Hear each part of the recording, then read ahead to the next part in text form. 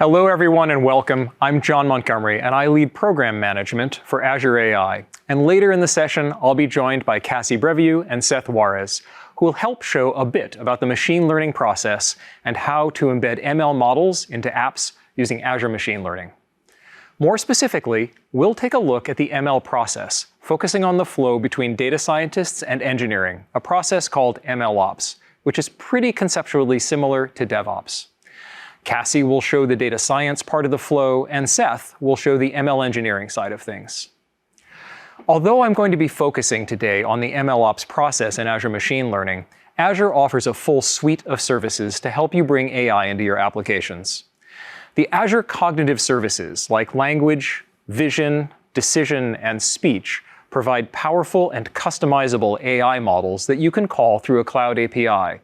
For example, enabling machine translation or anomaly detection. And the applied AI services bring together several cognitive services to enable more complex scenarios. For example, the form recognizer uses a vision model and a language model together to do things like transcribe receipts. For its part, Azure ML focuses on creating and deploying custom ML models. And while we're seeing many customers create and deploy ML models, it's still simply too hard. We hear this from our customers again and again. Just like the pace of shipping software and services accelerated toward continuous delivery, the pace of deploying and updating ML models has increased. Models that worked well a week ago may have become inaccurate this week and need to be retrained and reshipped into the solutions they support. Take Nestle, for example. They have many data science teams internally, each of which is trying to operationalize dozens or sometimes hundreds of models across a range of scenarios, from product recommendation to churn prediction to loyalty programs. They talked with us about their struggles across their teams to reduce duplication and boost collaboration, particularly as they moved their models from their data scientists to their developers. They wanted to see productivity across these teams become as good as the productivity they have across their developer and operations teams. So where might things go awry? Let's take a look at a simple version of the machine learning lifecycle. It starts with data preparation, where you clean and curate the data. This action can take a lot of someone's time, and it frequently needs to be done each time a dataset is updated. Next, a data scientist will take the data and build a model for the use case provided, experimenting with different algorithms, parameters, and weights. Eventually, they get a model shape that works, and they'll train it against the full data set and test it against the test data. At some point, the model is ready for production. While some ML professionals will take the model all the way into production, a lot of customers have a data science team that then hands the model to an operations team, an ML engineer, to package it up and to deploy it. So where can things go awry? If you're doing all of this manually, the answer is basically at any time there's a handoff from one of these stages to another. One place is configuring a data scientist's workstation. Data scientists need to make sure that they're using the approved and supported versions of their packages, like Pandas and scikit-learn and PyTorch. They need to know that these are the same versions that everyone else on the team is using and that production is using.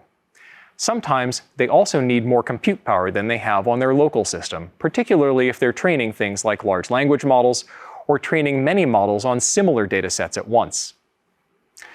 The next place things can go awry is collaboration. How do you share your work easily with other data scientists? And finally, how do they hand a completed model to operations to put into production? What file format does the ML engineer need the model in? And how do you share the code with them so they know about dependencies? This is where Azure Machine Learning can help. Azure ML enables you to create workspaces that make it much easier to share everything related to creating an ML model, from the data to the hyperparameters, and to provision compute resources for training and for inference, and to automate the full ML lifecycle. Azure ML's user interface includes an integrated notebooks experience, as well as a visual designer that makes it simple to visualize training and data pipelines. It also includes advanced AutoML capabilities that can quickly seek the best set of parameters or algorithms to jumpstart your training. In addition, Azure ML provides features to automate training and deployment jobs, and a full set of features to enable you to manage your training and inference compute resources. You can choose from fully managed compute or bring your own VMs or Kubernetes clusters. And although Azure ML does have a rich UI, a lot of data scientists and ML engineers may not interact with it. Azure ML integrates with all the common tools folks use in their daily work, from Jupyter Notebooks and Jupyter Lab to VS Code and more. To show Azure Machine Learning from a data scientist's perspective, I'd like to invite Cassie Brevieux to walk through a demo. Take it away, Cassie. Thanks, John. Today we are going to be building a model that can predict earnings. We are going to be building a recurrent neural network with a GRU, or gated recurrent unit. We'll be using PyTorch for building and experimenting in VS Code, since that's my preferred IDE because I come from a C# background. And I will be leveraging cloud compute instances in AML, which will give me some lovely GPU to speed up training. Once we have a good model, we're going to pass it off to Seth, our ML engineer. So as a traditional developer turned data scientist, which is now one of the fastest growing segments of data scientists, I really love having good developer tools that improve my building process and of course give me that cloud GPU. So VS Code Notebooks gives me a ton of the tools that I really felt were missing in my development process with Jupyter Notebooks. And again, coming from that C# background. So let's get started building this out, and I will show you some of these fun features that we now have in VS Code. Let's go into VS Code and connect to my compute instance using the command palette. I'm using VS Code to leverage my cloud compute. However, you could use another IDE or use it right in Jupyter Notebooks as well. I like the tooling that I get by using the AML extension in VS Code. When I connect, that opens up a new window, and now I am in my cloud compute instance in my VS Code. Now I want to navigate to the directory of my compute instance where I want to clone my GitHub repo that we will be using to build this model. You can see we have this integrated terminal right in VS Code that allows me to clone directly to my compute instance and run commands in VS Code.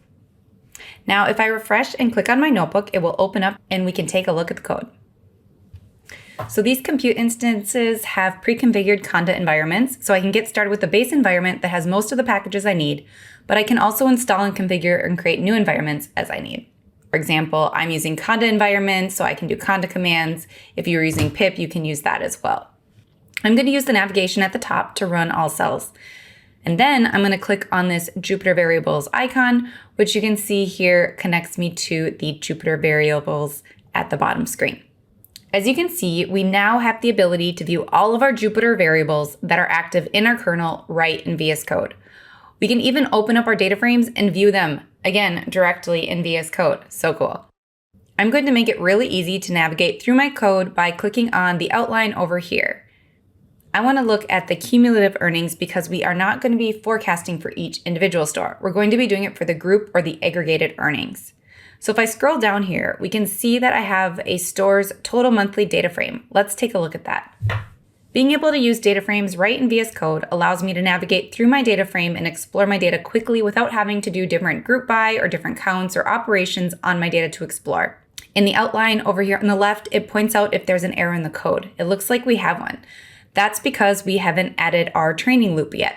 I'm going to use a VS Code extension called PyTorch Snippets, which has different common PyTorch code snippets that you would use when building your model. And if we scroll through, we can see some of the other examples that they have in here. We want to grab our training loop, so I'll just click train. That's going to pop in my training loop, and then I'm going to start typing to get the number of epochs variable, and IntelliCode is going to help me out with that. Let's update this training for our code. First, we need to fix our spacing. And the train loader variable name is what we use, so we don't even need to change anything there. That's super awesome. And we didn't call our neural net, we called it model, so let's update that. I'm going to update the print statement that was provided to include the epoch as well. The other thing we're going to add here is the PyTorch profiler, which you can see is above my training loop. And in order to make sure that I'm logging each step, I'm just going to add p.step. And that is going to make sure that I'm going to get some performance metrics for how my model is performing from a hardware perspective. The PyTorch profiler was developed in collaboration with Microsoft and Facebook. It's an open source tool that enables performance analysis and troubleshooting for large-scale deep learning models. I've now run this training with 2 different configurations based on the PyTorch profiler's recommendations. So let's take a look at the profiler and see how it was able to help me improve the performance of my model. I'm going to again use the command palette in VS Code to open up my PyTorch profiler, and then we can see the dashboard summary of how our model performed.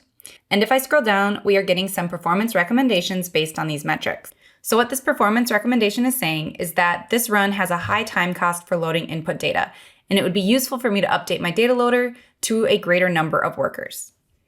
The first run, I had only one worker, and then I updated it to 4 workers. You can see my dashboard update, and we can see that my data loader has been reduced. It was reduced from about 14% down to about 5%. Now we just went over the overview of the PyTorch profiler.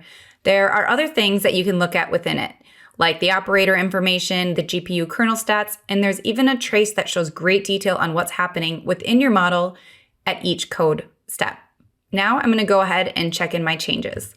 There's a new preview diff feature in VS Code that allows me to hide and show the output and metadata in the notebook diff before I check in my code. In this case, I want to hide the metadata and output cells and only view the code changes I made. All right, these changes look good, so I'm going to go ahead and check them in and push them to GitHub. So we just went over so much cool tooling that we now have available in VS Code to make your data scientist development life better. We use VS Code Jupyter notebooks and new tooling like code completion, PyTorch snippets, variable explorer, PyTorch profiler, outline. I'm probably missing some stuff because there was just so much awesomeness that we went through. And because we used AML, all of those changes are in our shared workspace for Seth to get started on his work.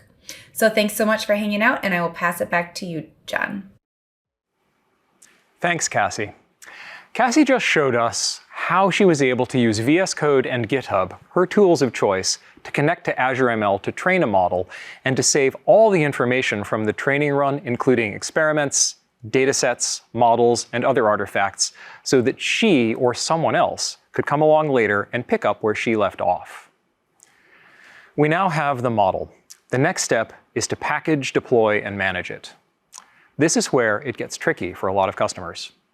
To make sure that the model works the same in production as it did on the data scientist setup, you need to package up the model with its dependencies, validate it with test data, deploy it to the right infrastructure, and then, ideally, monitor it when it's in use so that you can update and improve its accuracy. Also, ideally, this whole process is automated. You can already see some of the challenges you'll face. For example, it's not uncommon for a model to behave perfectly well on a data scientist's workstation, but differently in production or even on another data scientist's workstation. This is what's called model reproducibility. It's also not that easy to do red-blue deployments of models, to test them in production using controlled exposure. And managing training and inference infrastructure, patching it, for example, also introduces friction. Azure ML has embraced the same DevOps practices you're familiar with from products like Azure DevOps and GitHub.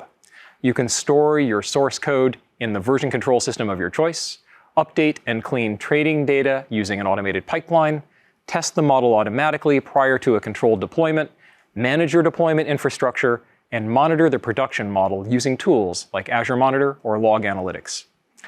All of these capabilities help maintain model reproducibility and also make it easier to audit a model from creation to deployment and to retrain a model when data updates. I'd like to ask Seth Juarez to join us to walk through the deployment cycle and MLOps. Seth, would you be so kind? Thanks, John. As an ML engineer, I need to do 3 things. Number 1, move the notebook code into something more repeatable. Number 2, find a way to be more collaborative in the cloud. And number 3, deploy these newly minted models into production safely. Let's do it.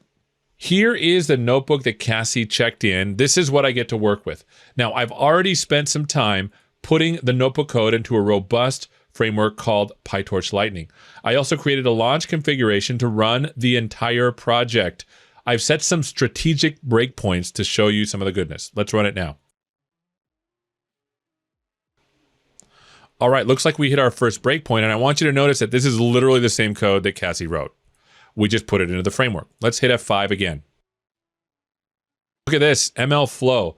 ML Flow is an open source platform to manage the ML lifecycle, including experimentation, reproducibility, deployment, and a central model registry.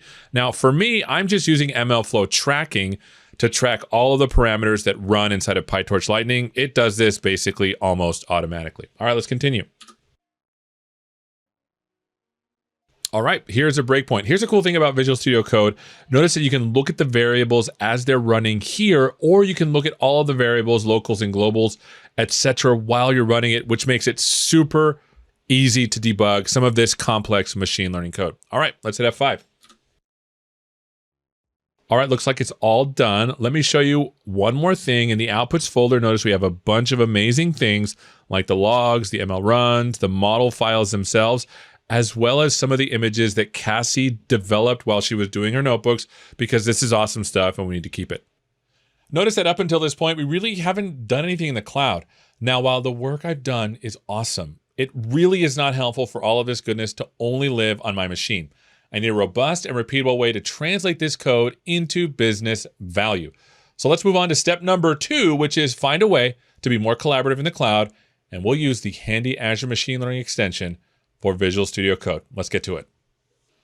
Now, if you have the Azure Machine Learning extension installed, you will find it right here. Take a look at my subscription. If you don't have a workspace, just right-click and create the workspace. But if you had a keen eye, you'll remember that Cassie was already working in our workspace using this compute instance to run a notebook. For this to be repeatable, though, we need to create our own cluster to run this job. These clusters enable scalability for running larger compute jobs across multiple machines. The other thing we need to move up is our data. And then finally, we need to create the actual job or experiment. Since creating these things uses the same methodology, I will only create the job to save us some time.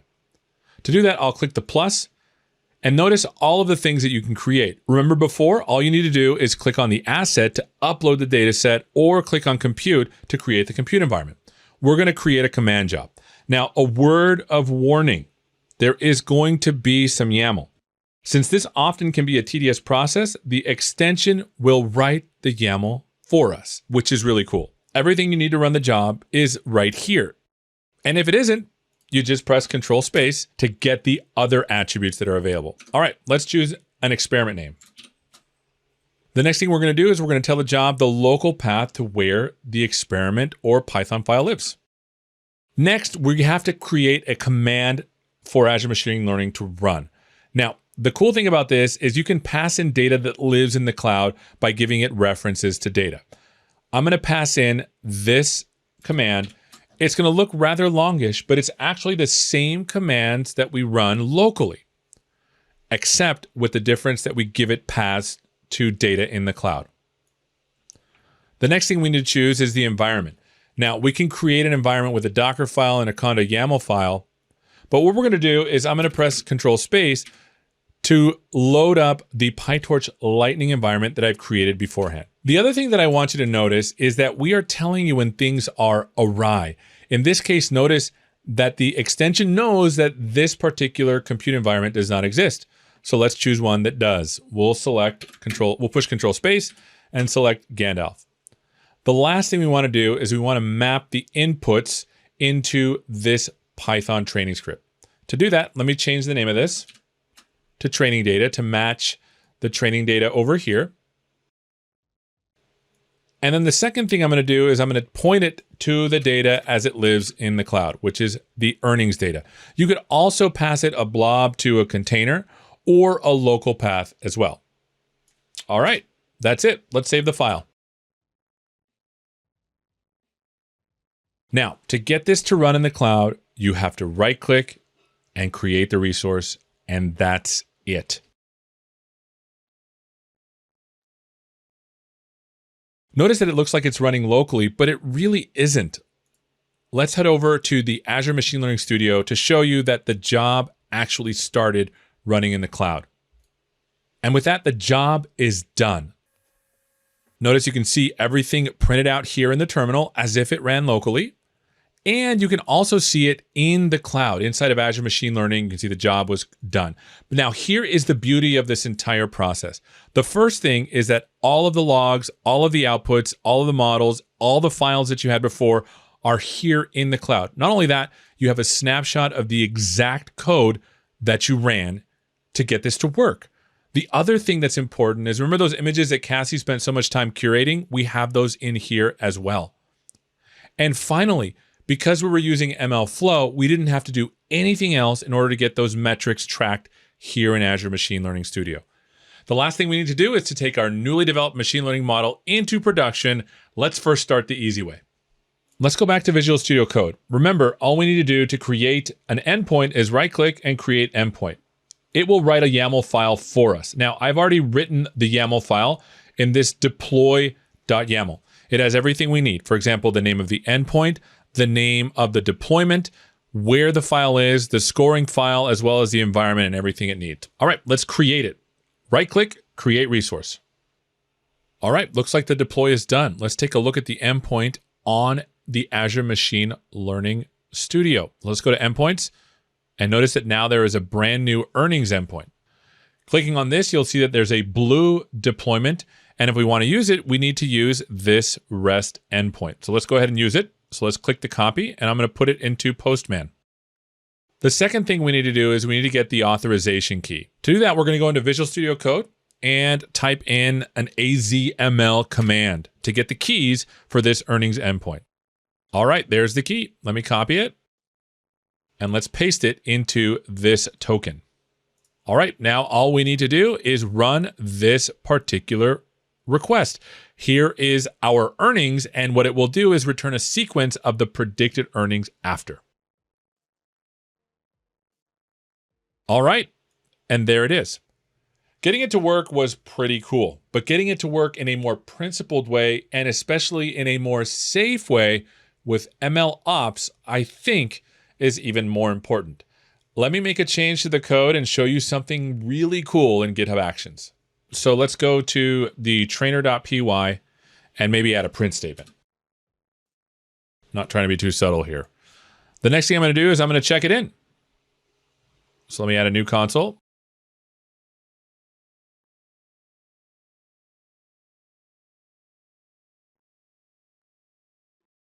All right, now let's go to GitHub and see what's happening.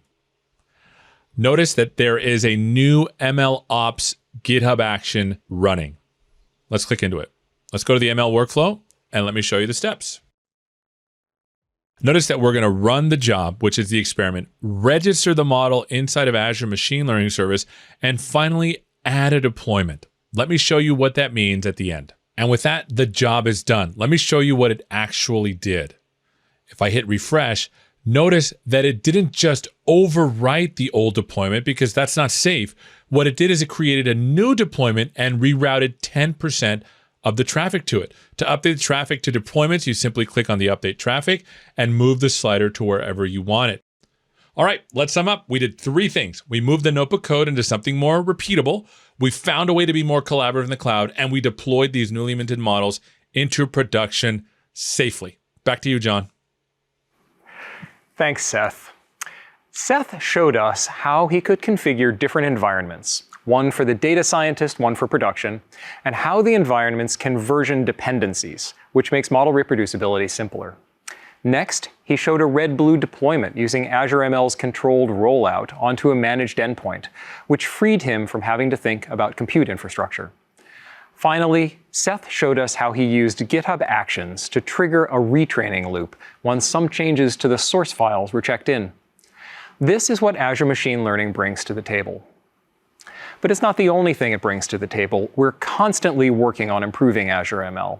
In the past few weeks, we've updated the Azure ML VS Code extension, added managed endpoints, deepened our integration with the open source ML Flow library, and added support for hybrid cloud through Azure Arc. Outside of Azure ML, we keep improving machine learning on Azure. For example, announcing support for PyTorch Enterprise and releasing our open source error analysis toolkit for deep understanding and debugging of ML model errors.